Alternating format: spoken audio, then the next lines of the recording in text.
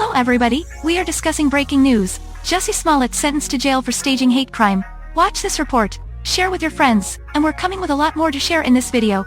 The Jussie Smollett saga came to a dramatic end Thursday when a Chicago judge ordered him to spend 5 months behind bars for concocting a disgraceful scheme to fake a hate crime, prompting the actor to scream out in protest, "I'm innocent.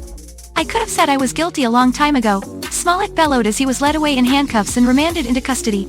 "I did not do this and I am not suicidal, and if anything happens to me when I go there, I did not do it to myself, and you must all know that."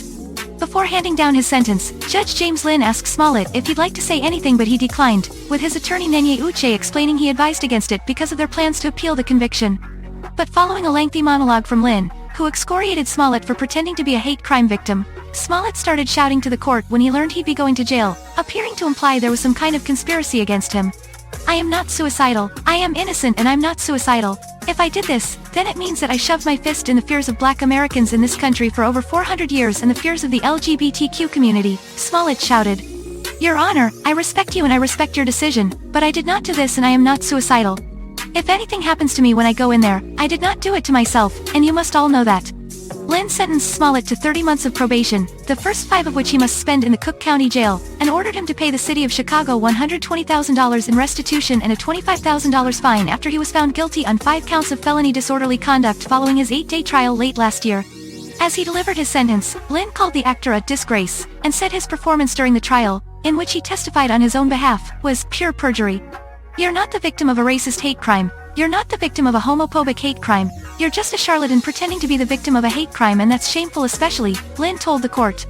"You have another side of you that is profoundly arrogant and selfish and narcissistic, and that bad side of you came out during the course of this," the judge continued. "Your performance on the witness stand, this can only be described as pure perjury. You got on the witness stand, you committed hour upon hour upon hour of pure perjury. Your very name has become an adverb for lying, and I cannot imagine what could be worse than that." As Smollett was removed from the courtroom by members of the Cook County Sheriff's Office, his legal team made a series of oral motions to challenge the sentence, all of which Lynn respectfully denied. Before Lynn delivered the sentence, the court spent hours listening to statements from Smollett's relatives and letters written by his supporters who implored Lynn to impose a lenient punishment with no jail time. Every single one of the letters and statements touched on Smollett's passion for social justice and long, documented history of giving back to the community.